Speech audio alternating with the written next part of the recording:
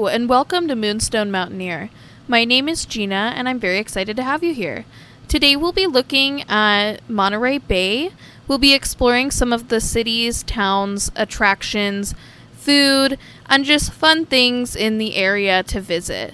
Road trips with Victor are my absolute favorite thing in the whole wide world, and I was very excited to go back to Monterey, which is one of our favorite places to visit.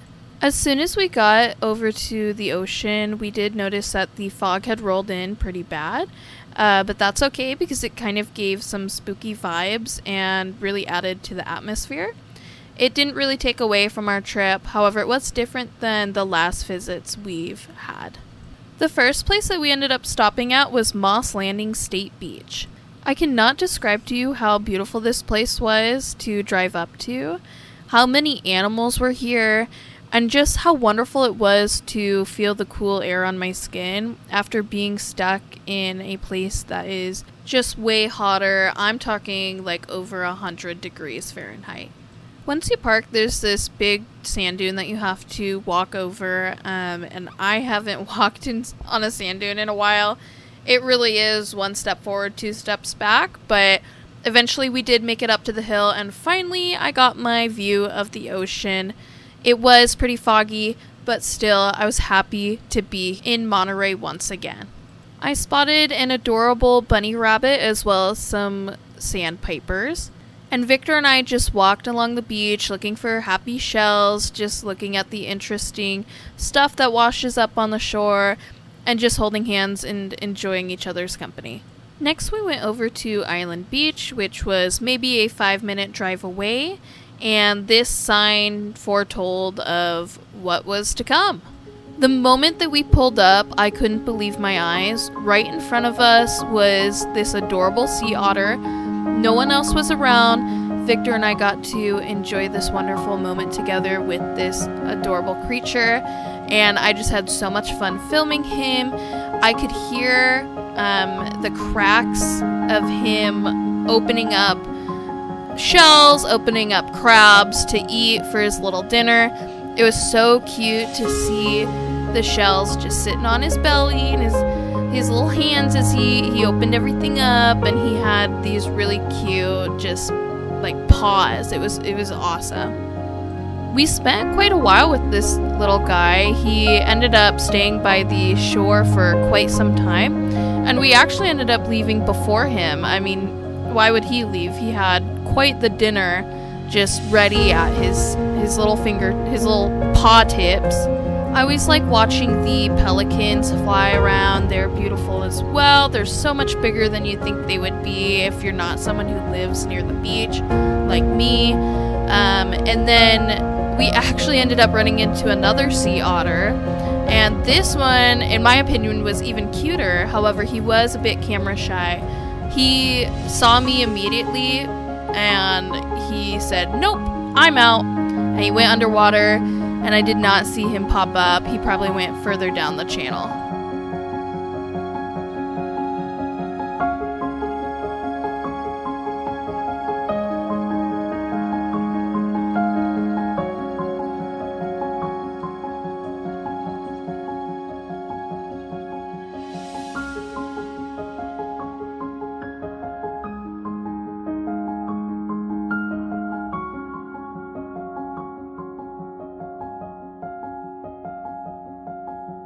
From there, we took a scenic drive down the coast and just enjoyed the moment.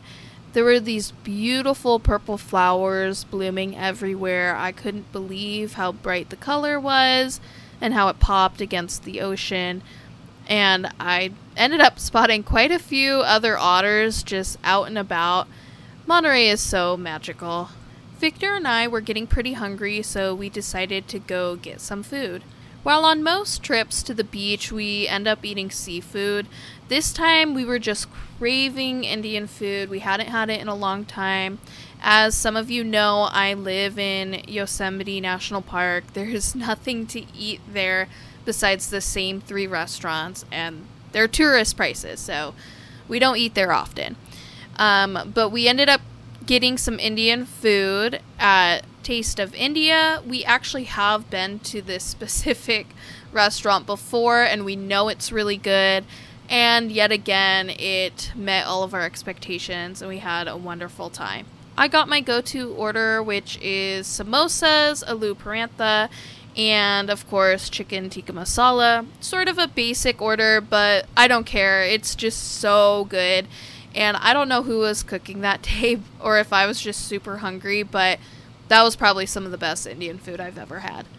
We then ended up walking down Fisherman's Wharf, which is another place we've already been, but it's just so fun to go into the little shops. There was this really fun candy shop there, and then there's just a lot of souvenirs and fun things. During the day, you can also take whale watching tours from there. You can go to the restaurants, but Victor and I were just enjoying the nightlife of just walking around. Thankfully, a lot of the stores actually were open until 10 p.m., and we ended up going on our adventure pretty late in the day, but we still got to experience the full Monterey experience, and that was awesome. Some notable places that we didn't go on this trip, but you have to visit if you've never been to Monterey, include the aquarium, of course, the Monterey Bay Aquarium.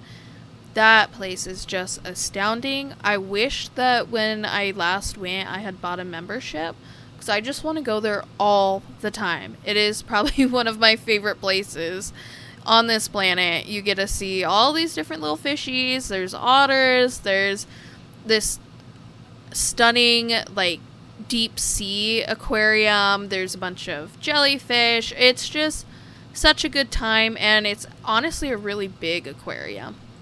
Another good place for shopping or souvenirs, and also just history of Monterey itself, is to go to Cannery Row. I love walking around Cannery Row. Victor's read some books about Cannery Row that he really enjoys.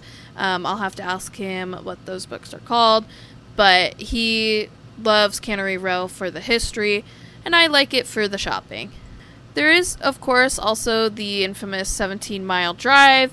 I enjoyed going on that drive. It's very scenic and beautiful. However, I wouldn't pay to do that drive again. While it was fun, there's a lot of beautiful beachside areas for you to take pictures, and that are totally comparable to that drive, in my opinion. If I was made of money, yeah, I would definitely do that drive again, but where I am right now, totally not worth it. Okay, well, that pretty much wraps everything up. Thank you so much for watching. If you found any of this information helpful, or if you had any questions or comments, or especially if you want to tell me a place to visit that I haven't yet in Monterey, please give me suggestions. It's one of my favorite places to visit. So yeah, please comment down below, like, and subscribe, and thank you for watching.